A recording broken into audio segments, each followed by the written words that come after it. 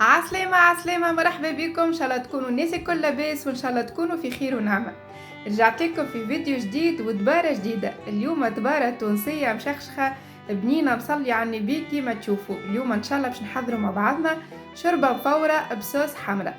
نشوفوا مع بعضنا المقادير والمكونات اللي استحقيتهم باش حضرت البلا البنين والمزيان هذا. اول حاجه لهنا خديت الشوربه لسان عصفور. لهنا خديت الشوربه لسان عصفور هذيك الطويله، مش الشوربه الصغيره يعني اللي نعملوا بها شوربه جاريه. ولهنا حضرت طريفات متاع الدجاج، نظفتهم ونحيت لهم الجلده وعصرت عليهم القارص. ولهنا عندي 3 مغارف طماطم معجونه، قصيت بصله كبيره جويده ومعصرت معاها مكعبات ثوم ومعاها وريقات رند وقرينات الفلفل هذوما زاده للتفويحه وكا باش نقليهم مع بعضنا. وتو نشوفوا من بعد كيفاش. لهنا حضرت شويه حمص منفخ. ولهنا بالنسبه للفاح استحقيت شويه ملح، شويه كركم مش برشا جوست للون، مغرفه كبيره فلفل احمر مرحي، ومغرفه كبيره فلفل احمر مهروش، وبطبيعه الرشه السحريه هذيك متاع الفلفل الاكحل. نتعداو توا لطريقه التحضير. بالنسبه لطريقه التحضير لهنا حضرت المقفول متاعي، حطيت فيه الزيت اللي باش نطيب فيه الصوص، وهاكا باش نقلي فيه قرينات الفلفل. وهاكا بطبيعه خدمت على الالوان كيف العاده، قرينات خضر وقرينات احمر. اول حاجه ساعه يبنوا الزيت اللي باش نطيب فيه الصوص متاعي، وفي نفس الوقت هاكا ينقلي يعني قرينات الفلفل كيما تعرفوا سيرتو كي يبداو مقليين يعطيو بنه وجو خير ما يبداو طيبين في الصوص. وفي نفس الوقت هاكا يعني بنقص معون وبنقص زيت وبنقص كل شيء هاكا في نفس المعون. حضرت يعني البلا متاعي كل. سايي قرينات الفلفل تقلي وخرجتهم على شيرة. توا باش نحط البصل، باش نقلي البصل هاكا كيما شفتوا قصيته جوية برشا باش هكاك يذوب وما يبقاش دي ترانش بعد في الصوص وكل. نبقاو نخلطو هكاكا حتى للي يذبل البصل بالكدا بالكدا، ومن بعد نكملوا المكونات الاخرين. كما شفتوا طريقة سهلة ما فيها حتى شيء.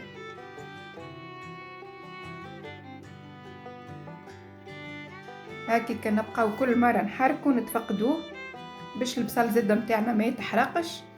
وين نشوفوه ذبل صايي نحطو الدجاج. لهنا تنجم تطيبها باللي تحب، بالدجاج بالبقري بالعلوش بالموجود عندك. انا لهنا عندي طريفات متاع الدجاج نظفتهم وقصيتهم وهاكا طيبت بهم الشوربه المفوره.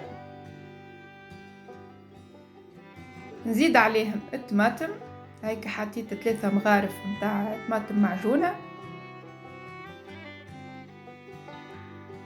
وزدت عليها الفاحات،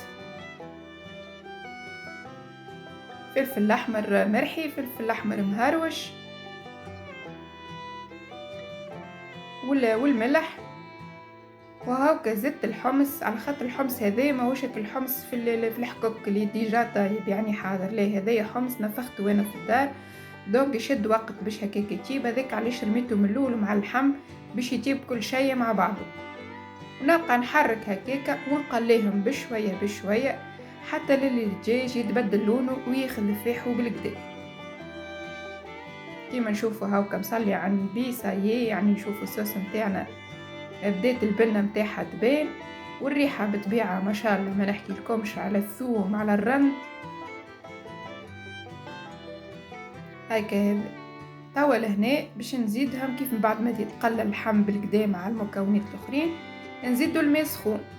وبما ان هي شوربه مفوره دونك المقفول لازم يكون فيه برشا ماء باش هكاكا ما ينشحش، وباش هكاكا زاده نلقاو يعني عندنا الصوص بالكدا اللي باش نسقيو بها الشوربه. هذاك علاش لهنا زدت الماء، لهنا حطيت ما يقارب 2 ماء. نخلط هكاكا باش الفاح يتحل بالكدا في الماء.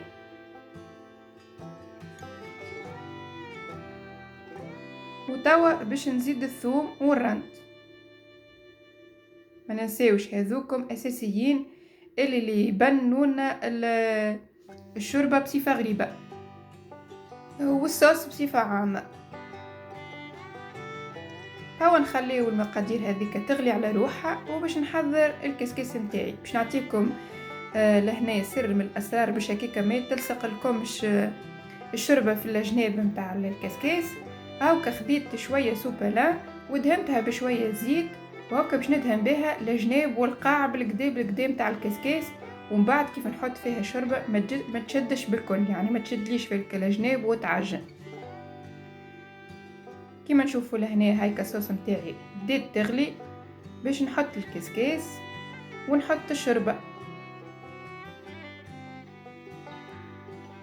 لهنا حطيت كيلو على كمية الصوص هذيك، على خاطر الحقيقة حتى كي تفضلي نعبي حكة هكا نستحقها، يعني في نهاية الاخر فطور نص نهار ولا نستخف بها كي نبدا ما عنديش ماكلة ولا مزروبة، ما عنديش وقت باش نطيب ولا حاجة، هكا نخبي حقيقة نظيفة تبقالي.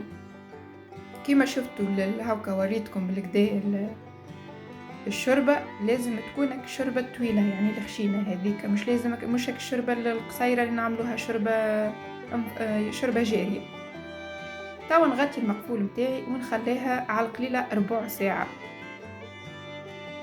لهنا ظهر لي حاسيلو باش زدت كعيبتين بطاطا قصيتهم هكا، قصيتهم ديرونديل باش نزين بهم، وميمتو يعني يحبوها سيرتو صغار يحبوا البطاطا يعني في الصوص هكاك تجي بنينه متوكلها.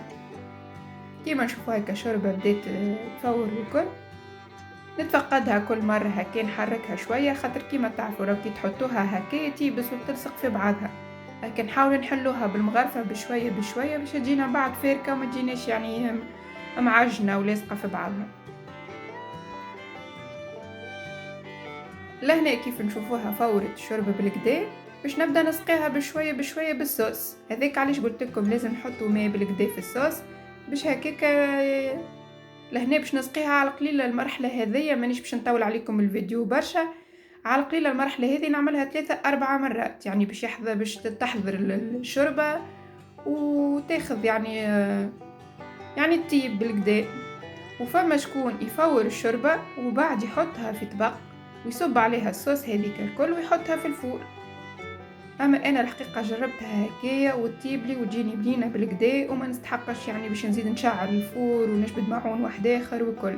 تشوفوا النتيجه في الاخر كيفاش تجي فاركه وبنينه تهبل. وهاوكا حطيت جرين صغير نتاع فلفل هذاك جوست للتفويح نتاع الصوص، خاطر كيما شفتوا انا قليت ديجا فلفل من الاول للتزيين، ما نستحقش يعني فيها فلفل جوست هيك للصوص هكا. هاو تعرفوا الفلفل يبنن الصوص بالكدا. ونبقى هكا نتفقدها ونحرك هكاك بشويه بشويه، وكل مره نزيد الصوص حتى للي سايي بالشوربه متاعي. بالنسبه للتحريك هكاك باش ما يعني باش توصل الصوص للشريط الكل، يعني ما تبقاش بارتي فيها صوص وبارتي تبقى شيحه بيضه.